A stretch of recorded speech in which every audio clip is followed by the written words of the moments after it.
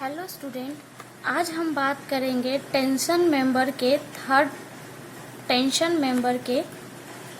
Part के बारे में। ठीक है।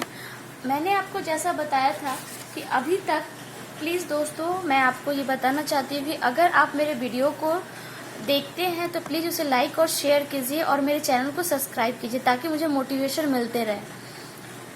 दोस्तों, मैंने आपको बताया था कि मैं टेंशन मेंबर के पहले पार्ट में इंट्रोडक्शन कंप्लीट कर चुकी हूँ, टाइप्स ऑफ टेंशन मेंबर भी कंप्लीट कर लिया है, calculation of area of tension member भी कैलकुलेट हो चुका है। अब हम design strength of tension member, ठीक है। तो इसके लिए हम डायरेक्ट न्यूमेरिकल से शुरुआत करेंगे। देखिए दोस्तों, आपको विजुअलाइज करना पड़ेगा, थोड़ा पेशेंसली आपको ये समझना पड़ेगा कि क्वेश्चंस क्या कह रहा है और क्या उसके इमेजिनेशंस है। आप देख सकते हो कि मैंने पेपर का कटिंग करके आपको बताने की कोशिश की है कि किस तरीके से हम विजुअलाइजेशन कर सकते हैं। इस टेंशन मेंबर क्या होता है, गसेट प्लेट क्या होता है, ये सब आपको मैं यहाँ क्लियरली बताऊंगी। सबसे पहले देखिए कि मैंने टेंशन मेंबर जो बोला है वो टेंशन मेंबर यहाँ पे क्या है, रोल्ड स्टील टाई प्लेट है। ठीक है, ये टेंशन मेंबर है। ठीक है, जो कि एक जिसकी की थिकनेस कितनी है, देखिए मैंने यहाँ पे लिखा है, ये हमारा टोटल जितना ऑरेंज कलर है ये एक प्लेट है। ठीक है, स्टील टाई प्लेट है जो कि टेंशन मेंबर है। ध्यान दीजिए ये वाला पोर्शन, इसकी जो वाइड है, ठीक है, वो है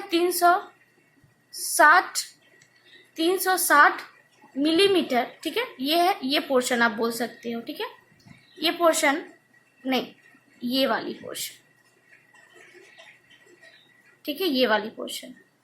और इसकी जो थिकनेस है, थिकनेस इन द टर्म, ये वाली जो थिकनेस है, ध्यान दीजिए मैं आपको समझाने के लिए इसलिए मैंने बनाया, इसकी जो थिकनेस है टी, वो है 10 mm। ठीक है, ये विजुअलाइज कीजिए, ये आपका प्लेट है।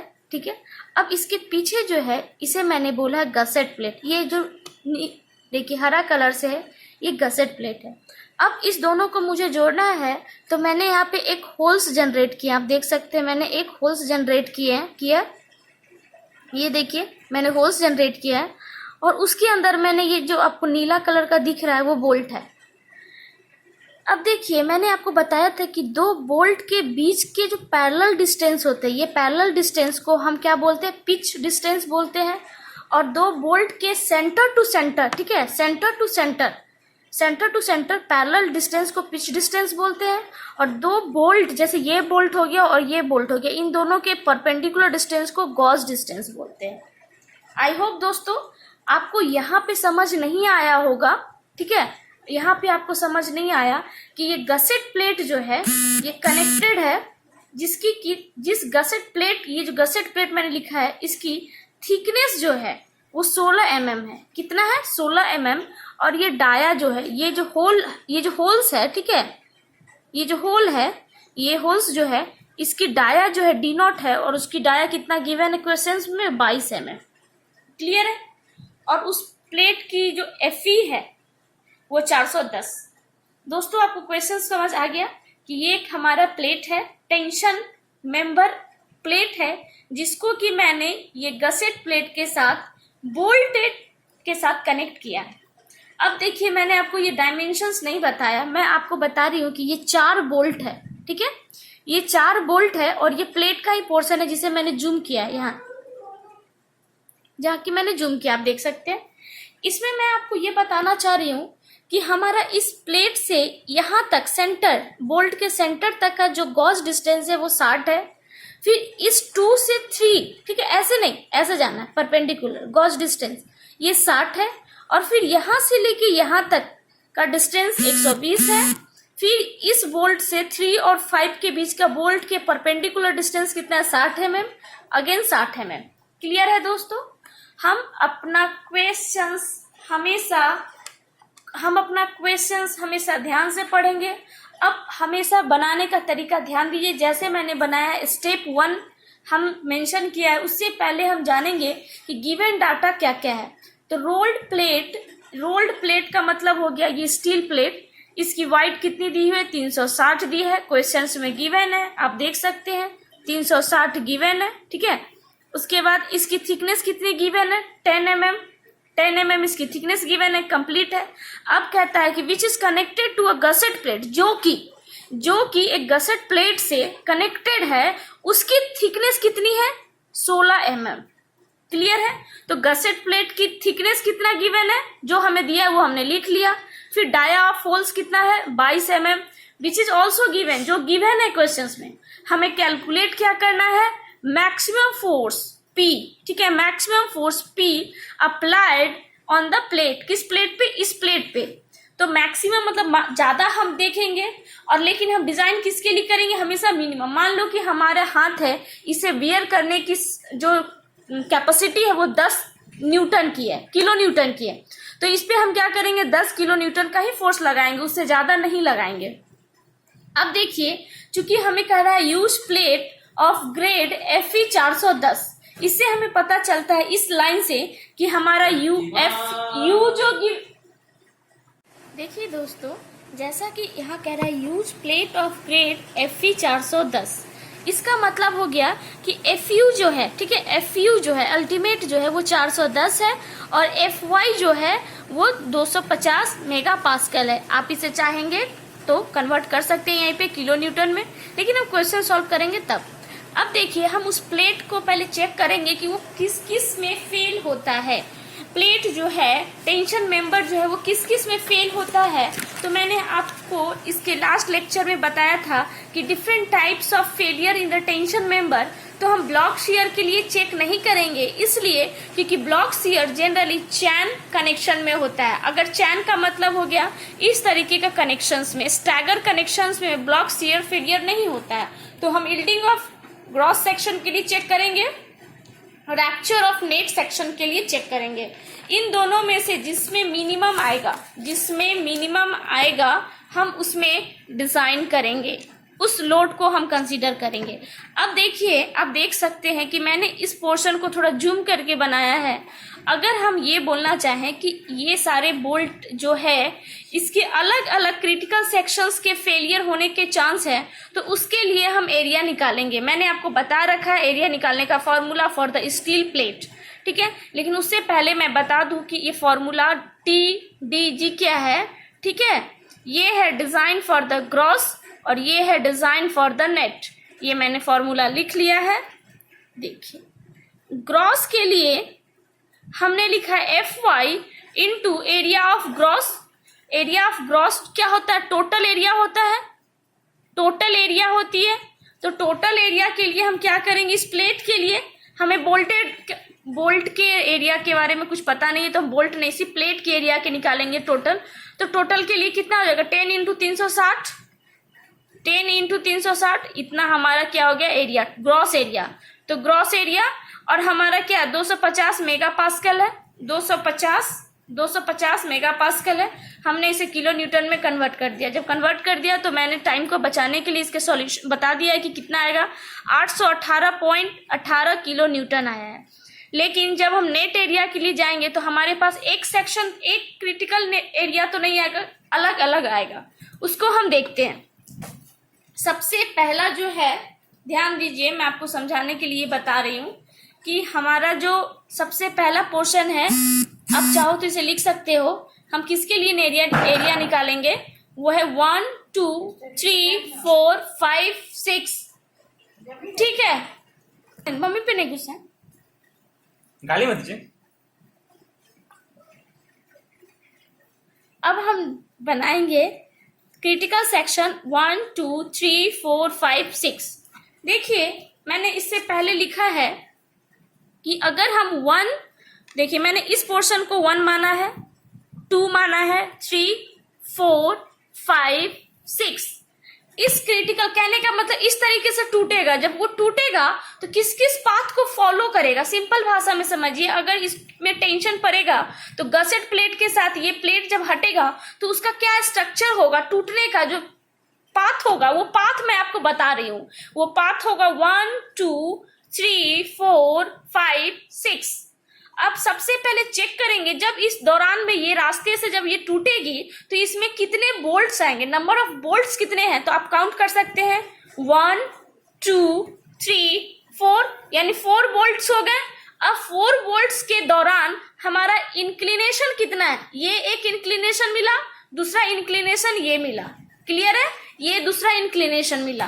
तो ध्यान दीजिए मैं आपको क्या समझाना चाह रही हूं कि मैंने आपको लास्ट क्लास में बताया था कि इसका फॉर्मूला क्या होता है, बी माइनस एन।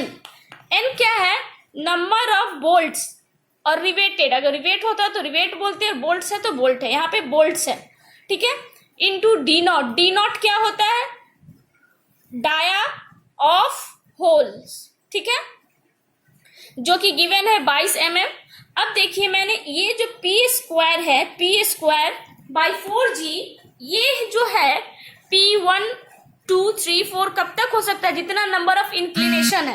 तो हमारा यहाँ पे इंक्लिनेशन कितना है, दो है, जो रास्ते से टूटी है स्ट्रक्चर, उस रास्ते में इंक्लिनेशन कितना पड़ रहा है, एक 1, ये इंक्लिनेशन हुआ, ये दूसरा इंक्लिनेशन हुआ, क्लियर है, ये देखिए दूसरा इंक्लिनेशन है। तो उसके लिए अब देखिए मैंने आपको क्वेश्चंस में ये जूम करके बताया था कि इसे हम बोलते हैं पिच डिस्टेंस, जिसको गिवन है 50 mm, और इसमें गॉज डिस्टेंस जो है, ये गॉज डिस्टेंस 60 है, और यहां से इसके लिए ये डिस्टेंस 60 है, और इसके लिए ये परपेंडिकुलर डिस्टेंस, ये डिस्टेंस आपका 60 है, ठीक है। तो मैंने जो बनाया है वो देखिए किस तरीके से मैंने बनाया, दोनों सेम है, पिच डिस्टेंस सेम है, गॉस डिस्टेंस सेम है, तो हम क्या करेंगे, 2 टाइम्स कर सकेंगे, इंटू, देखिए उसके बाद इंटू थिकनेस 10 mm है, 10 mm है। तो जब हम इसको सॉल्व करेंगे, आपको दिमाग में आ रहा है कि मैंने 2 टाइम्स क्यों किया, क्योंकि यहाँ पिच 1, इसको मैं इस चीज को समझाती हूँ क्लियरली, ठीक है। अगर यहाँ पे, ठीक है, ये चीज समझिए, ये चीज अगर यहाँ पे P1 होता और 4G1 है, प्लस P1 ही है और फिर 4G1 है, तो इसको हम लिख सकते हैं 2 times of P1 by 4G1, क्योंकि पिच डिस्टेंस भी सेम है, गॉस डिस्टेंस भी सेम है। अगर डिफरेंट आता तो हम डिफरेंट लिखते हैं, क्लियर है। जब हमने इसे सॉल्व किया तो हमें आया 2928.3 मिलीमीटर स्क्वायर, ये क्रिटिकल पाथ फॉलो किया। अब दूसरा क्रिटिकल पाथ क्या हो सकता है, अब देखिए दूसरा क्रिटिकल पाथ क्या हो सकता है, 1 2 3 4 7, ऐसा टूट सकता है, ये सेक्शन टूट सकता है कि नहीं। अब देखिए ये सेक्शन टूट सकता है कि नहीं, इस तरीके से। तो जब ये सेक्शन फॉलो किया, 1, यहां देखिए मैंने लिखा है 1 2 3 4 7, मैंने लिखा है 7। तो इस दौरान सबसे पहले ये फॉर्मूला याद रखिए, फॉर्मूला क्या है, फॉर्मूला क्या है, B minus N into D not plus summation of P square by 4G into T. तो देखिए बी कितना है, इस प्लेट की बी कितनी गिवन है, 300, ध्यान दीजिए इस प्लेट की बी कितनी गिवन है, 360 mm, क्लियर है, 360 इंटू एन। एन क्या है, number of bolts, number of bolts, number of bolts कितना है इस क्रिटिकल पाथ में, 1 2 3 लिखा मैंने। डाया ऑफ होल्स कितना है, 22 इंटू 1 इंक्लिनेशन प्लेन है, ये इंक्लिनेशन प्लेन 1 है, 1 into pitch distance again same है 50 mm, ठीक है, इंटू 60 इंटू 60। आप ये सोच रहे ये 60 किसके लिए मैंने लिया, आप अगर चाहो इस केस में तो इसके और इसके बीच का जो डिस्टेंस है वो कितना है, 60 है, 60 है ना। अब इसको सॉल्व करेंगे तो कितना आ जाएगा, 3044 मिलीमीटर स्क्वायर। अब हम दूसरा क्रिटिकल सेक्शन चेक कर रहे हैं, 1 2 3 5 एंड 6। जब इस तरीके से क्रिटिकल पाथ हो सकता है, टूटने का रास्ता, क्रिटिकल का पाथ की जब स्ट्रक्चर टूटेगा तो इस पाथ को भी तो फॉलो कर सकता है, ये पाथ भी फॉलो कर सकता है। जब ये पाथ फॉलो करेगा तो इसका इंक्लिनेशन कितना है, 2 है ना। लेकिन इसमें जो आपका G है वो डिफरेंट है, G है वो डिफरेंट है। इस चीज को समझाने के लिए कि G कैसे डिफरेंट है, मैं आपको एक चीज समझाती हूँ, एक सेकेंड, आपको क्लियरली समझ आएगा। मैं कह रही हूं कौन सा सेक्शन के लिए बोल रही हूं, ध्यान दीजिए, ये हमारा ये पोर्शन है, 1 2 3 5 6, हम क्या बोलेंगे 1, ध्यान दीजिए मैं आपको दूसरे पेंसिल से बता रही हूं, ये देखिए 1 2 3 5 6, तो हमारा ये फॉलो हो जाएगा इस तरीके से। देख रहे हैं, ये केस देख पा रहे हैं आप लोग? ये हो जाएगा 1 2 3 5 6। जब हम इस दौरान में चलेंगे तो नंबर ऑफ बोल्ट्स कितने हो जाएंगे 1 2 3। कोई क्लियर नहीं है यहाँ पे, कोई डाउट नहीं है। 3 इंटू डायाफॉल्स, डाउट कहाँ है? पिच तो सबके लिए सेम है, यहाँ भी पिच यहाँ भी पिच, लेकिन जी क्या डिफरेंट है, यहाँ पे 60 है यहाँ पे 180 है।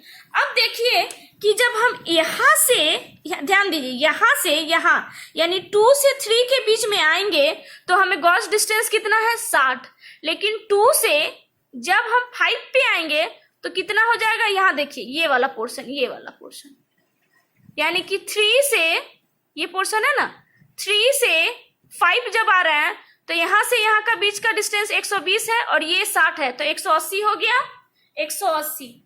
तो जब इसको हम सॉल्व करेंगे तो हमारा आ जाएगा 3078। अब लास्ट क्रिटिकल सेक्शन जो है, लास्ट जो है वो है 3 4 7। अब ध्यान देने वाली बात है कि हमने ये पाथ क्यों फॉलो किया, हमने ये पाथ क्यों फॉलो किया। इस पाथ का नाम है, मान लो ये हमारा हो जाता है, ये पोर्शन 1, ये 2, ये 3, ये 4, ये 5, ये 6, ऐसा होता। लेकिन हमने ये वाला पोर्शन क्यों लिया, ये वाला पोर्शन भी तो ले सकते थे। जब हम ये पोर्शन लेंगे तो ये जो बोल्ट का स्ट्रेंथ है, ये जो बोल्ट्स है, क्योंकि ये टूटेंगे नहीं, ये टूटेंगे नहीं तो इसकी स्ट्रेंथ होगी। तो जब इस बोल्ट की स्ट्रेंथ होगी वो तो हमें पता नहीं है, क्योंकि डाया ऑफ बोल्ट तो हमें पता नहीं है। जब डाया ऑफ बोल्ट नहीं पता है तो इसकी स्ट्रेंथ कैसे निकालेंगे। लेकिन जब इस रास्ते से हम तोड़ेंगे, अगर टूटेगा तो हमारा क्या हो गया, ये बोल्ट्स ब्रेक हो गया, तो इसकी स्ट्रेंथ को हमें मेजर नहीं करना पड़ेगा। इसलिए हमने 3 4 और ये जो पोर्शन है ये 7 को कंसिडर किया।